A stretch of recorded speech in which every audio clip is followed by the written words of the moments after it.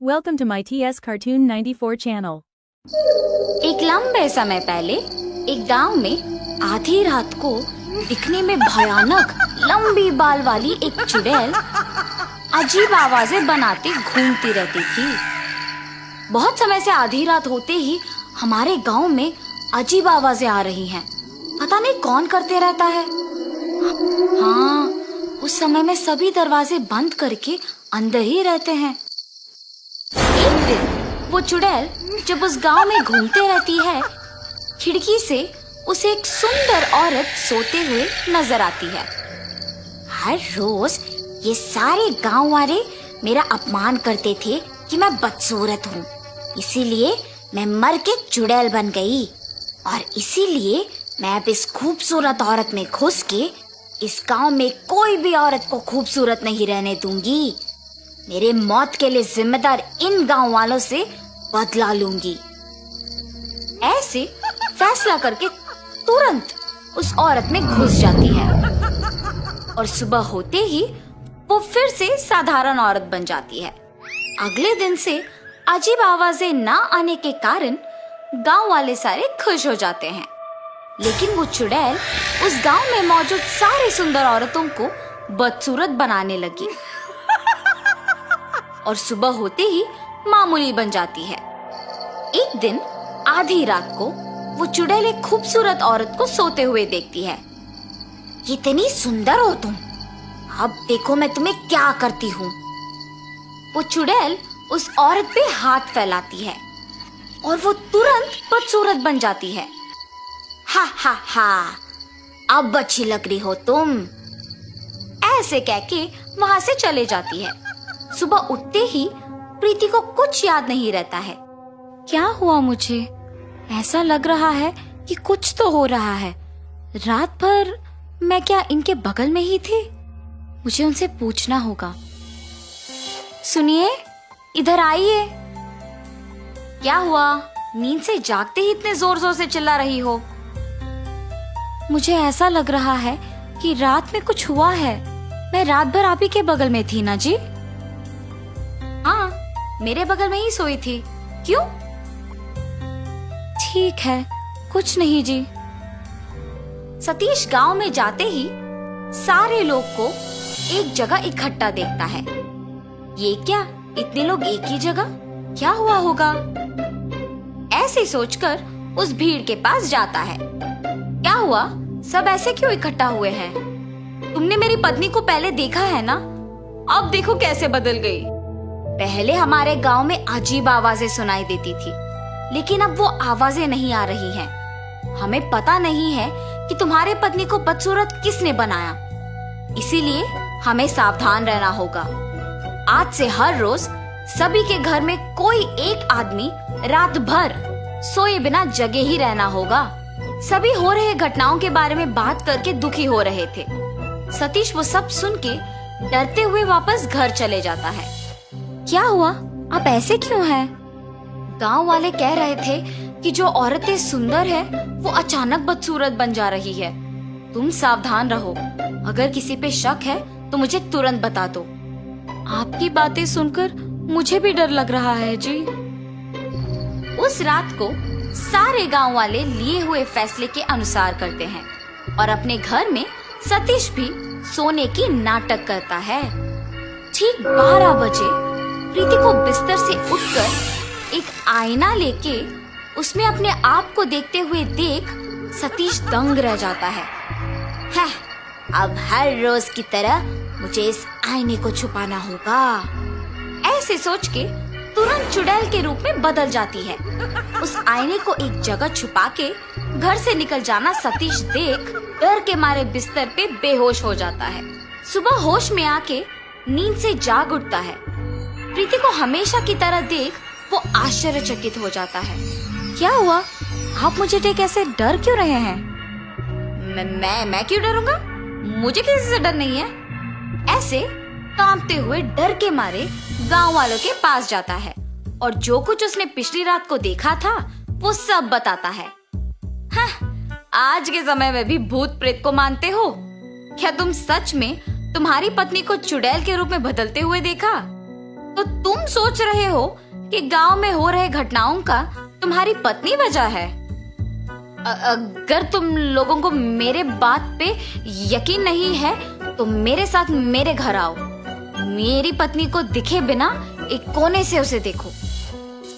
सतीश के ऐसे कहने पर गांव वाले उसके साथ उसके घर जाते हैं और एक कोने में छुप जाते हैं। रात के 12 बजते ही प्रीति अचानक नींद से जाग के एक आईने में अपने आप को देखना वो सब देखते हैं। उस आईने में देखते हुए वो एक चुड़ैल में बदल जाती है। ये देख सारे डर जाते हैं। उस चुड़ैल को घर से बाहर जाते हुए देख सारे उसका पीछा करते हैं। वो चुड़ैल एक सुंदर औरत को देख उसके पास जाती है। कितनी सुंदर हो तुम, देखना मैं तुम्हें कितनी बदसूरत बना दूंगी। ऐसे कह के वो अपने हाथों को फैलाती है और उसे बदसूरत बना देती है। ये सब देख गांव वाले दंग रह जाते हैं। हा हा हा, बाकी औरतों को भी ऐसे ही बदसूरत बनाना होगा। अब तो मेरे बातों का यकीन करोगे ना तुम लोग? तुम सही कह रहे थे। अगर हमने इस चुड़ैल को ऐसे ही छोड़ दिया तो वो सबको बदसूरत बनाएगी। इसका हल जल्दी सोचना होगा। 1 मिनट, ये अपने आप को आईने में देख चुड़ैल बनी है। इसका मतलब ये है कि इसका और उस आईने का कुछ संबंध है। हाँ, मैंने भी उस दिन यही देखा। उस चुड़ैल से पहले ही घर पहुँच के हमें उस आईने को ढूंढना होगा। हाँ हाँ, चलो चलो। ऐसे सारे गांव वाले सतीश के घर जाके उस आईने को ढूंढते हैं। जब तक वो चुड़ैल घर लौट आती है, गांव वालों के हाथ में उस आईने को देख डर जाती है और उस चुड़ैल के अंदर आते ही गांव वाले भी डर जाते हैं। मैं तुम लोगों को कुछ नहीं करूंगी, डरो मत, बस वो आईना मुझे दे दो, ऐसे कांपते हुए कहती है। चुड़ैल जब बात कर रही होती है, डर के मारे हाथ कांपते हैं और आईना उनके हाथों से फिसल के नीचे गिर के टूट जाता है। आईना टूटते ही वो चुड़ैल जोर जोर से चिल्ला के उस शरीर को छोड़ के चले जाती है। कुछ देर बाद प्रीति होश में आ जाती है और हमेशा की तरह रहती है। ये तो अच्छा हुआ कि आईना हमारे हाथों से फिसल के टूट गया। कुछ किए बिना ही ये समझ आ गया कि इस आईने में ही इस चुड़ैल का प्राण था। उस चुड़ैल के जाने पे सारे बदसूरत औरतें वापस खूबसूरत बन गई और गांव वाले भी खुश हुए। तब से गांव वाले उस चुड़ैल के बिना खुशी से जीते हैं। अरे कितना मोटा और ताजा हिरन है, मेरा तो दिल कर रहा है मैं इसे खा ही जाऊं। जंगल में एक हिरन रहता था। वह बहुत चुस्त और चालाक था। उसका शिकार जंगल में कोई भी जानवर नहीं कर पाता था।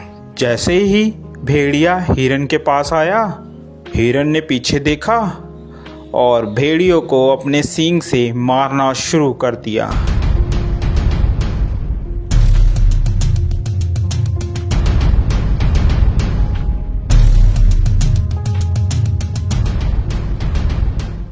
अरे बाप रे बाप, इस हिरन ने तो मेरी हड्डी पसली तोड़ दी।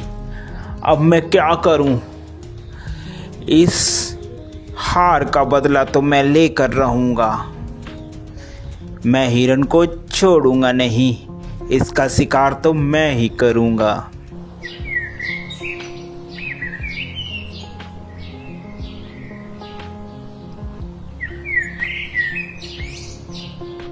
थोड़े ही दिन बाद उस जंगल में एक जंगली बकरा आ जाता है। अरे वाह, कितनी हरी हरी घास है। दिल कर रहा है कि मैं इसी जंगल में रह जाऊं। घास खा खा कर मैं ताकतवर हो जाऊंगा। थोड़ी ही देर में वहाँ हिरन आ जाता है। अरे तुम्हारी हिम्मत कैसे हुई मेरे जंगल में आकर घास चरने की? अरे ये जंगल क्या तुम्हारा है?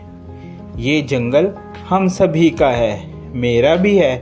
क्या तुम्हारा नाम लिख रखा है इस जंगल इसमें? तभी वहाँ पर हाथी आ जाता है। क्या बात है भाई, क्यों लड़ाई कर रहे हो तुम?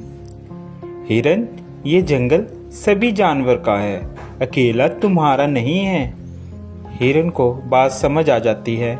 हिरन और बकरा दोनों दोस्त बन जाते हैं और वह साथ साथ घूमते हैं। एक दिन हिरन जंगल में अकेला रह जाता है और वहीं भेड़िया आ जाता है। अरे हिरन, आज तो मैं तेरा शिकार करके रहूँगा, देखता हूँ आज तुम्हें कौन बचाता है। वह हिरन को झपट्टा मारता है और हिरन को मारने की कोशिश करता है। पीछे से बकरा भी आ जाता है और वह बकरा भी भेड़िए को जोरों से मारता है।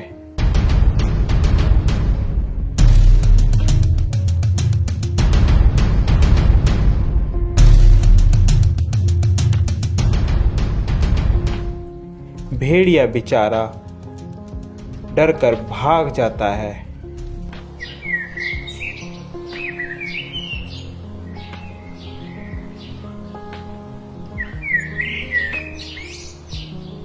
अरे इन सबको मैं अलग कैसे करूं?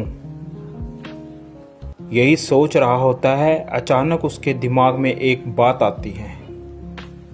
क्यों ना मैं इन दोनों में फूट डालकर इन दोनों की लड़ाई कराकर इनका फायदा उठाऊं।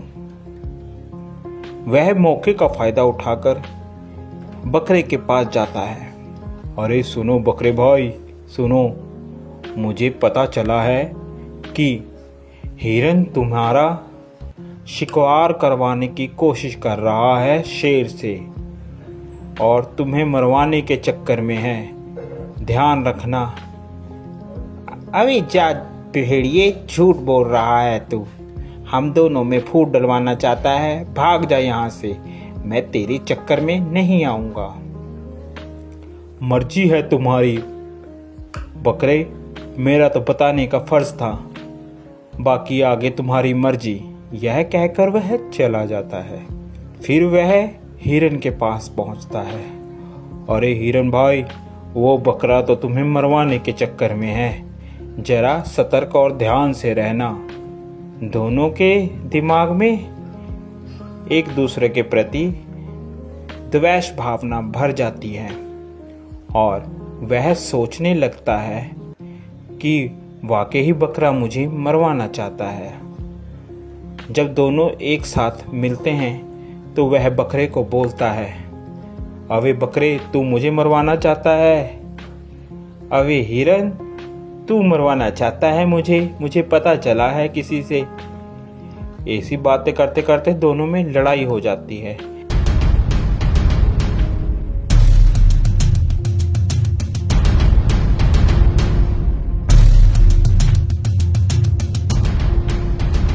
लड़ते लड़ते दोनों मर जाते हैं। यह सब लड़ाई भेड़िया देख रहा होता है। अरे आज दोनों को मैं आज तो मैं पेट भरकर खाऊंगा, ये खाना मेरा कई दिनों तक चलेगा। देखा मैंने कैसे इन दोनों में फूट डलवाकर इन लोगों को मरवा दिया। अब तो मैं पेट भरकर खाऊंगा और मोटा और ताकतवर हो जाऊंगा।